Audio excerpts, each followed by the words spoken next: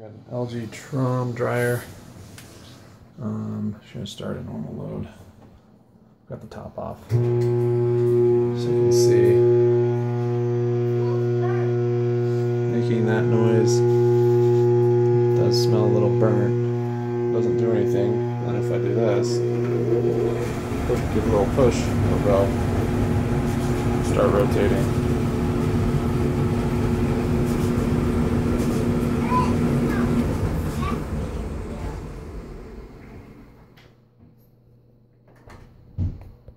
Make a humming noise and wouldn't spin.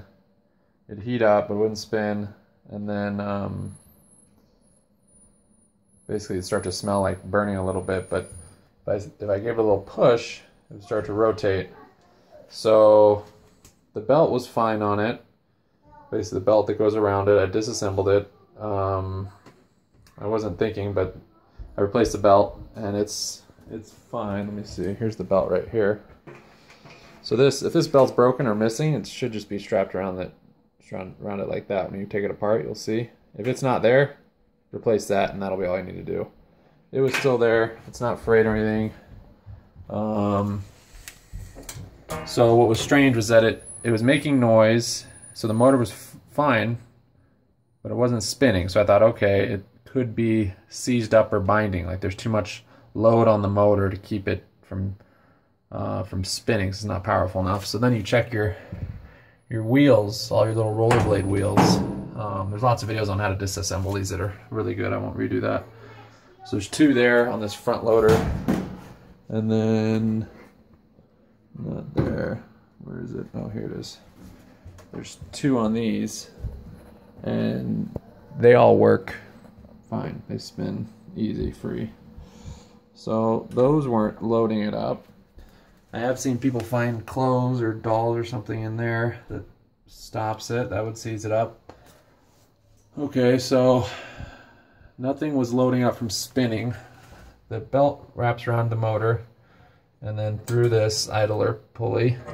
I thought, you know, maybe it's this. So I took this off real easy with this white clip right here. Put some clipper oil on there. Put it back together, still didn't spin. So I dropped a screw and I was looking for the screw, and I looked down here and I noticed, I took it out now, but this was just sitting in the motor. Get to focus. It was sitting in there.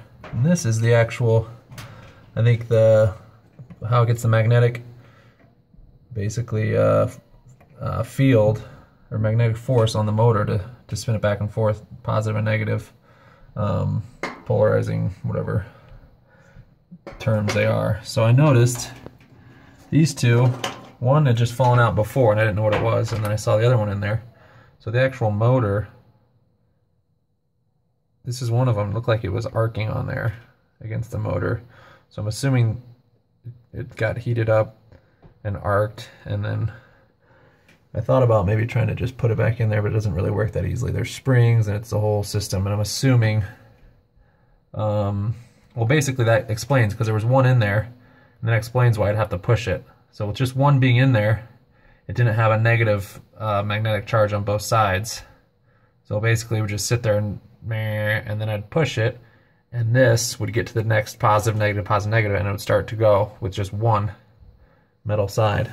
So if you see in there, there's this black thing slides up and down, and then there's this plastic thing this plastic right here that these things sit on. I think these, but then there's springs, and I'm gonna replace the motor because I think the motor is probably really tired anyways. So if your tub doesn't spin, if the belt's still on it, next thing to do is check to see if it's binding on any of the wheels, that wheel, or the two on the front that I showed you over here. There's two over there. If those aren't binding, everything's spinning freely, there's nothing stuck in here, then it's probably your motor. So you might want to see, these might have popped off or broken or arced. You also have to check this to make sure this is spinning freely. If all this stuff is spinning freely and it's still not spinning unless you give it a little push, it's probably your motor. So I'm going to replace the motor now, see what happens. One I got to Basically took the clips off here and here. There's other videos showing you how to do that real easily. Here's the clip.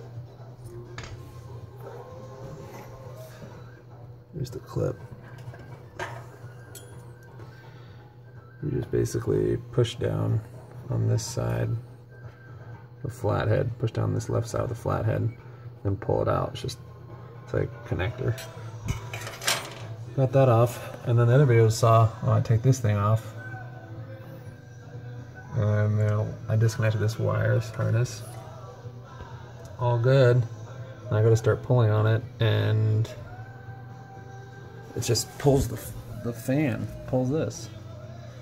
So I couldn't figure that out. So then I was like, okay, I'll take off the nut because this one has a nut. Took off the nut, took off the washer, this plate. And it still wouldn't do it, so I thought maybe it's jammed, I didn't really know. So I put that thing back on, clamped it, and then I just started spinning this while that was staying still. And I thought, oh, it's threaded.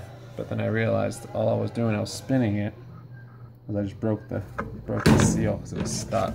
So it really does slide off, it's just stuck on there really hard. So try spinning it and then I'll get it off easier. Just installed this new motor, and I spin it. Watch it. Oh, ouch. Wobbles back and forth. Thing's in there straight, everything's good. That little fan wobbles back and forth.